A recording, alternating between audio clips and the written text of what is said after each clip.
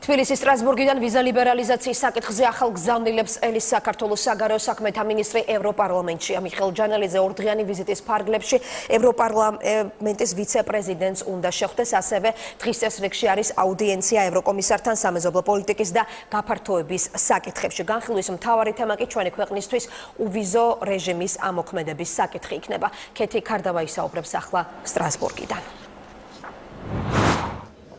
საქართველოს საგარეო საქმეთა მინისტრი სტრასბურგში აცხადებს, რომ ევროპარლამენტს მიღებული აქვს პოლიტიკური გადაწყვეტილება საქართველოსთვის უვიზო რეჟიმის მინიჭებაზე, რომ არც ერთ პოლიტიკურ ძალას საკანონმდებლო ორგანოში არ აქვს დარჩენილი კითხვები საქართველოს მიერ შესრულებული სამოქმედო გეგმის შესახებ, რომ ისინი ვერ ხედავენ საფრთხეს საქართველოსთვის უვიზო რეჟიმის მინიჭებით და საზღვრების გახსნით, რატომ არ გვაქვს ჯერჯერობით შესაძლებლობა, რომ თავისუფლად ვიმოგზაუროთ შენგენის სახელმწიფოებში, ან როდის იქნება მიღებული საბოლოო პოლიტიკური გადაწყვეტილება. მიხეილ ჯანელიძე ჯერჯერობით მიზანშეწონილად არ მიიჩნევს კონკრეტულ თარიღებზე და ვადებზე საუბარს და ამბობს, რომ ქართული მხარე უმოკლეს დროში ძალიან მალე ელოდება საჭირო პროცედურების დასრულებას, იმ მოლაპარაკებების დასრულებას, რომელიც ამ დროისათვის მიმდინარეობს პარლამენტს, ევროპულ საბჭოსა და ევროკომისიას შორის.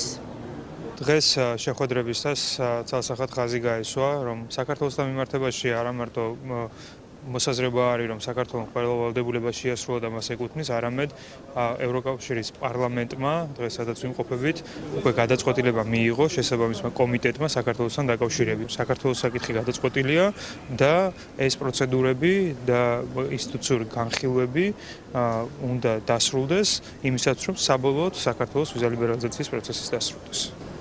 ვესაუბრეთ ევროკომისარს იოჰანეს ჰანს და ევროპარლამენტარებს. ჩვენმა რესპონდენტებმა დღეს საქართველოს მოწინავე სახელმწიფო დაასახელეს და აღნიშნეს, რომ მიმდინარე მოლაპარაკების მძევალი საქართველოს არ უნდა გახდეს და ეს საკითხი უნდა მოაგვარონ პარლამენტარებმა ევროკომისიასთან და ევროპულ საბჭოსთან ერთად. აცხადებენ, რომ საქართველოს მოქალაქეებმა დროებითი შეჩერების მექანიზმი არ უნდა აღიქვან, როგორც ვიზა ლიბერალიზაციისთვის შემაფარხებელი ფაქტორი. ეს არის გამკაცრებული რეგულაციები, რომლითაც ევროპარლამენტს წევრი სახელმწიფოების ლიდერებს სურთ, რომ ევროპული საზოგადოება დაამშვიდონ, რომ თუ რომელიმე სახელმწიფო და საუბარია 58 ქვეყანაზე, ვინც სარგებლობს უვიზო რეჟიმის მიმოსვლით, დაარღვევს უვიზო რეჟიმით გათვალისწინებულ პირობებს, მაშინ ამოქმედება რეგულაციები და ამით დაცული იქნებიან წევრი სახელმწიფოები არალეგალური მიგრაციისგან.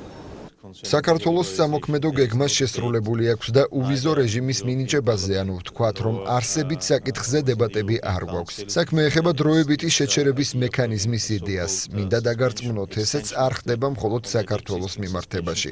ეს ეხება ყველა ქვეყანას, რომელსაც აქვს უვიზო მიმოსვლა ევროკავშირთან. მე მოუწოდებ ამ კვირაში ყველა ევროპელ მოთამაშეს, რომ საკითხი გადაჭრან ყველას, მაგრამ პირველ რიგში და განსაკუთრებით საქართველოს ინტერესებიდან გამომდინარე. საქართველოს მოქალაქეები იმსახურებენ უვიზო მიმოსვლას. თქვენ დეკემბრის შემდეგ გაქვთ პოზიტიური ანგარიში. მოხარულები ვართ, რომ ვიმყოფებით ბოლო ეტაპზე. არ არის დარჩენილი პოლიტიკური თვალსაზრისით შემაფერხებელი ფაქტორები საქართველოსთვის, უკრაინისთვისა და კოსოვოსთვის. მაქვს დიდი იმედი და მოლოდინი, რომ მძევალი პროცესის ორ ინსტიტუტს შორის მოლაპარაკების საქართველო არ იქნება. ჩვენ უნდა გადავჭრათ ყველა დარჩენილი საკითხი ძალიან მალე. საქართველოს, უკრაინის, კოსოვოს მოლაპარაკებებს უნდა ქონდეს თავისუფალი მიმოსვლა. ჩვენ თქვენ პირობა მოგეცით, უნდა შევასრულოთ. პასუხისმგებლობა აღებული გვაქვს და პროცესი ბოლომდეა მისაყვანი. კოლეგებთან ერთად ვაკეთებთ მაქსიმუმს. თქვენ ეს დაიმსახურეთ.